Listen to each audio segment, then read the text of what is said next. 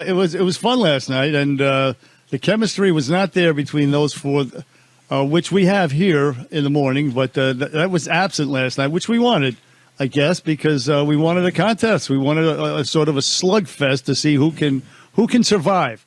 Only the strong survive. Whoever comes out facing adversity right now during this primary will be that much stronger in November. So it's a good thing that it was contentious last night. From my perspective, anyway. All right, listen, I don't disagree. And before we get into the particulars and the four men and what they had to say, you weren't here last week. You were going through your treatment. But I know you watch everything, see everything. I spent a lot of time covering the Democrat debate last week after that Ranger game. And I watched the full hour. I'll never get that back of Kathy Hochul, Jumaane Williams, and Tom Suozzi. The first thing I said the next morning was, to quote Donald Trump, low-energy Jeb Bush, that room was low energy. Even Clark and Dubois, very low energy. Hochul with an occasional giggle. Jumaane Williams and Suozzi gave us nothing, at the very least, before we tackle what they had to say last night in terms of policy and philosophy. That was a much more upbeat, energetic, passionate debate last night than we saw last week out of the Democrats. Agree or disagree? Totally agree. Part of that is their corruption, their bias. In other words, they don't want to really stir the pot with their people because they're one and the same. The local news media is just an arm of the local Democratic Party here in New York City, New York State. So to that end, they don't want to, they don't want to cause problems. They don't want to hurt any potential candidate there for November. But as far as Republicans, they don't know that they're helping the Republicans because they're that stupid. But as far as the Republicans go, they want them to beep that. Would you please? Did I curse? You almost did. I almost did, right? Oh, that was gorgeous. It was close. It was absolutely close. Gorgeous. They want them to bloody each other in the worst way because they hate them. Yeah. And that's their motivation, not to have a good debate, in my opinion. Anyway, this is my humble opinion. That's their motivation is to bloody them up, to make them look bad. Not to have a exciting, good, contentious debate, but in the process, again, as I mentioned before, they're actually helping the Republican candidates, and it was a much better debate, a much more exciting debate because they went after each other. Even if we like all of them and we don't like to see ugliness, believe me when I tell you, it helps the Republican candidates. Once again, all my humble opinion. So right after the debate was over, I spoke to two men in particular, Andrew Giuliani and Lee Zeldin. Zeldin texted me, and I sent it to you, Bernie, this morning, literally 25 minutes after the debate, and he said, and I quote, "What did you think about the debate tonight, 3-on-1? And his contention was that all three men. Now, I did go back at him and say, well, not really Andrew. Andrew really did not go after him, but certainly Harry Wilson and Rob Astorino went after Lee Zeldin. But if we're going to be fair about this, and I love Lee, and I've been endorsing Lee since day one, although now moving towards Andrew, the very first thing he said was, never Trumper Harry Wilson. I could not understand, watching with Danielle, why Lee Zeldin, I know he's angry, I get it. And yes, Harry Wilson's TV ads are really, really nasty. They are. But why would Lee Zeldin start the debate, A, going after Harry Wilson, who was clearly the fourth of the four choices there last night, and B, the never Trumper stuff after a while? I know he's angry, I get it, I appreciate the fight. But after a while, if you're the odds-on favorite, you keep punching down. I don't think it looked good for Lee Zeldin. I think the simple answer is that he's just pissed off. He's angry because Harry Wilson is the guy spending the money and putting out those vicious ads against Lee Zeldin. So it is kind of personal in that regard. And to that end as well, never Trumper Harry Wilson. If Harry Wilson actually voted for Joe Biden, in addition to giving money to Alvin Bragg, I mean, those are two big strikes against him in a Republican primary. Right. I mean, obviously he didn't vote for Donald Trump. So I have to assume that he voted for Joe Biden. I don't know. And to me, if he did that, right, that guy has no judgment whatsoever. No, I agree. But again, I know Lee kind of intimated that. I don't know that for a fact. He also worked not once but twice for the Obama administration. So there's left ties all over the place. If you did miss that little dynamic between Zeldin and Wilson, and Astorino jumped in as well, but it really started with Zeldin and Wilson. We'll play two cuts here, Bernie. This is Sid 13, Lewis, and Sid 14. Harry Wilson going after Lee Zeldin and Lee Zeldin responding. Marcia, I get the first rebuttal because Mr. Zeldin's attacked me twice in the last two turns. So let's be clear. What's happened in 2010, Mr. Zeldin and I campaigned together. In the years since, he has asked me multiple times to run for statewide office. In January of this year, he asked me to be on his ticket. Now, why is he dishonestly attacking me now? Because his campaign is disintegrating. He is spending illegally because he has spent all of his primary cash, and he knows he is flailing. So he's attacking the biggest threat because we're surging right now. The reason we're surging is when people know about our turnaround plan to fix New York State, it's not some career politician who failed us in Albany for 4 years, but someone's going to come in after 30 years of fixing broken companies, turn Albany upside down, and make it work for the voters and taxpayers of the state, just like I've done in company after company. That's the skill set we need in Albany, not another failed Albany politician. So Harry Wilson contends here, Bernard, that Lee Zeldin asked him to join the ticket. He was adamant about it. He called Lee Zeldin a liar, not once, not twice, but 3 times during that exchange. Here was Lee Zeldin's response, Bernard. Once again, this audio is courtesy of CBS television last night. Here is Lee Zeldin's response. This is Sid 14.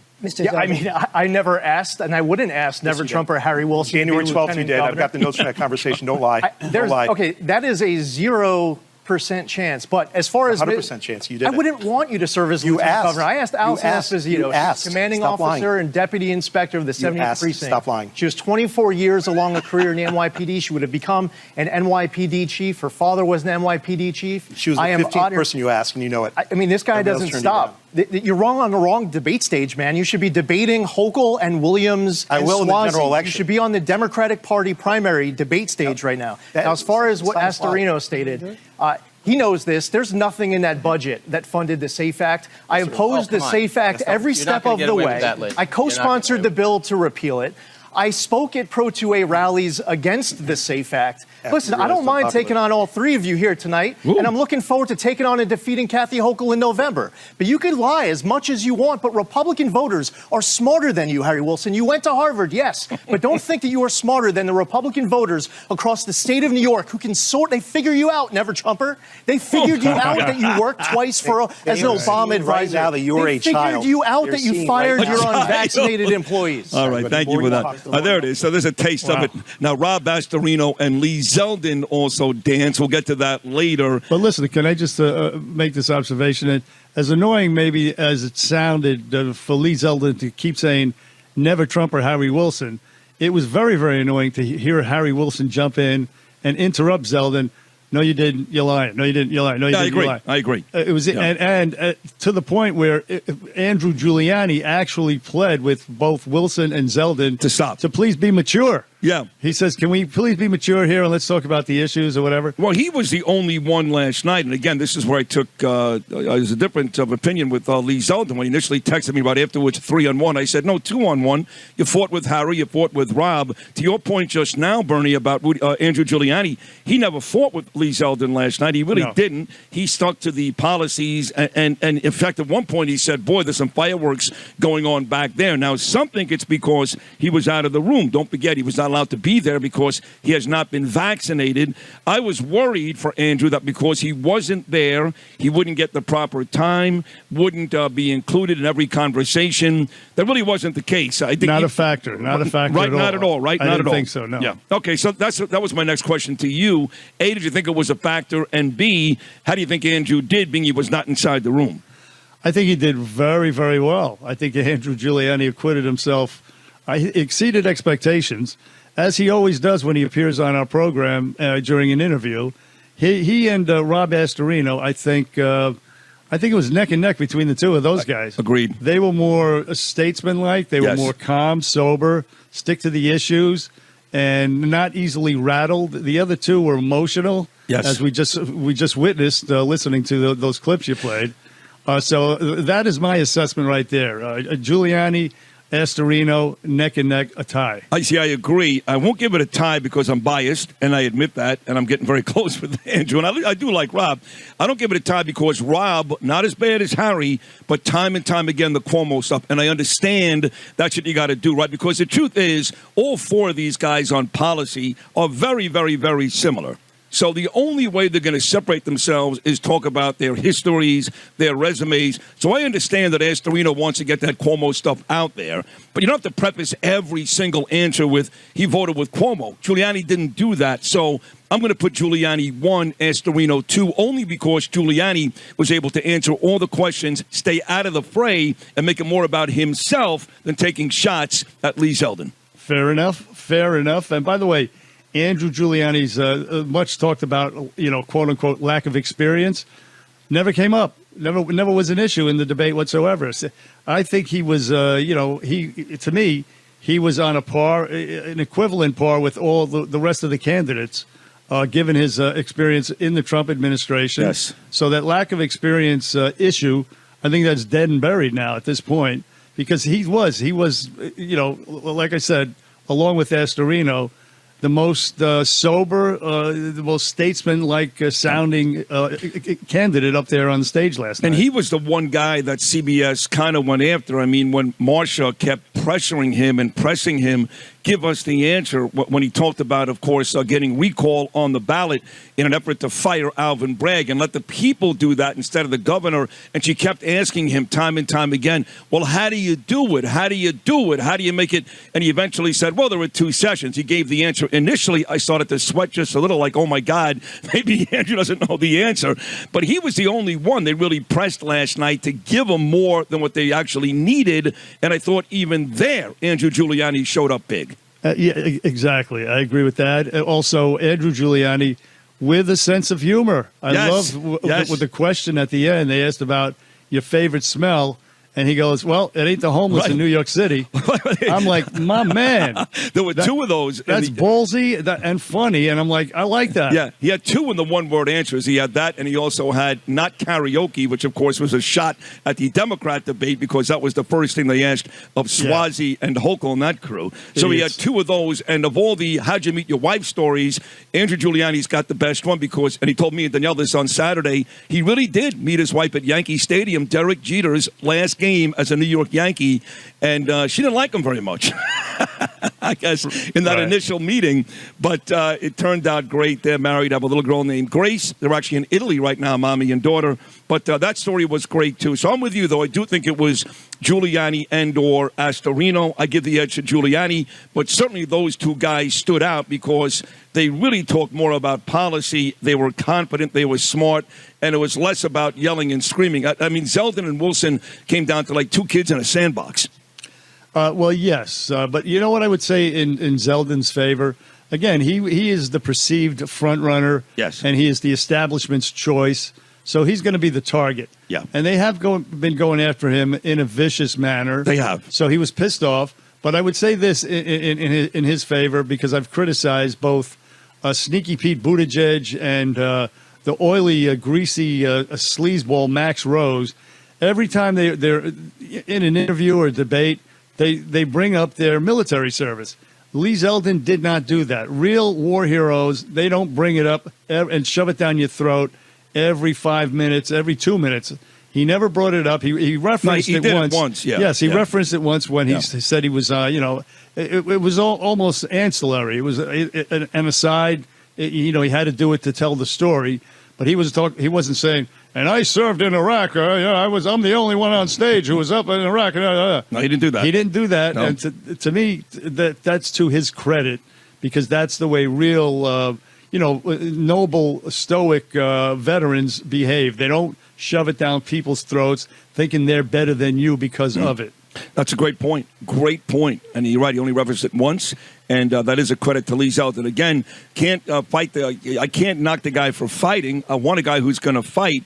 But he actually started when he said never Trump or Harry Wilson. I would have rather have seen them go after him and him return like Donald Trump does, right? You mess with Donald Trump, he's going to punch you harder. It was Lee who initiated all that last night, calling Harry a never Trumper the first question he was asked, which, by the way, how about CBS? So the first question of the night, what do you think about January 6th, and was it Donald Trump's fault? I mean, why are you asking these 4 guys trying to save the state about Donald Trump? It was predictable, grotesque, and exactly what we thought CBS would do. Absolutely. Again, corrupt bias. How about asking about the, crime which they did eventually get Yeah, but to. start there. Start right there. And start. How about the border? How about the flights landing in Westchester County that Astorino uncovered and exposed that they're sneaking them in, spreading illegals that are going to cost municipalities millions of dollars to teach, to provide shelter and health care and all that stuff. How about relevant questions and not these sort of left-wing talking point questions about Donald Trump's January 6th, which is totally, totally irrelevant to this gubernatorial race. I mean, so yeah, again, to be expected. The local news is as fake news and as corrupt as and dishonest as the national fake news, and so I'm not surprised, but still hate them just as much for it. Yeah, no, I do too. But I did think after that, for what it's worth, after that, I thought DuBois and Kramer were fine, except for the part where she was badgering Andrew Giuliani to explain legislation when it comes to a possible recall on the ballot. So, 2 weeks from today, that is the primary. Our next debate comes your way on Monday night. New York 1, that racist jerk-off Errol Lewis, I guess, is doing that one. That's Monday night. And then Tuesday, from one of the worst cities in New York, Rochester, is another debate. So don't forget, folks, you have debates between these four guys Monday and Tuesday. We'll see about Frank Morano telling me an interesting story that Andrew Giuliani was on with Pat Kiernan on the morning show in studio, New York 1, like last week. And now New York 1 is saying he can't come back because of the vaccinations. Well, he was allowed in last week. Why not next week? Yeah, well, apparently some executive screwed up and wasn't aware of what the case was or what was going to happen. Clearly a screw up on the part of the New York 1 management, but either way, the virtual thing, it was not a factor. I never thought, oh, my God, Andrew Giuliani's not in the room. He's not, I don't take him as serious as if he were in the room. Wasn't a problem, wasn't a factor. So if they want to do it virtually, go ahead. Right. This man, he came through in a big way. Very, very impressive. Yep. Andrew Giuliani, I have to tell you. He was, and he will join us, by the way, coming up at 8:40 this morning. We'll talk to the aforementioned Andrew Giuliani, and his father, the great Rudy Giuliani, will join us tomorrow on this show, coming up at 7:40. So if you like the Giulianis, we got them both for you here on Bernie and Sid the next 2 days. Also, the great Bo Dietl coming up at 7:40. A lot more sound from last night's debate, and, of course, all the other news fit to print. You can get it right here today. Again, there's no debate. We are the best morning show in New York City. We are Bernie and Sid, and we're back on this Epic Tuesday right after these short messages.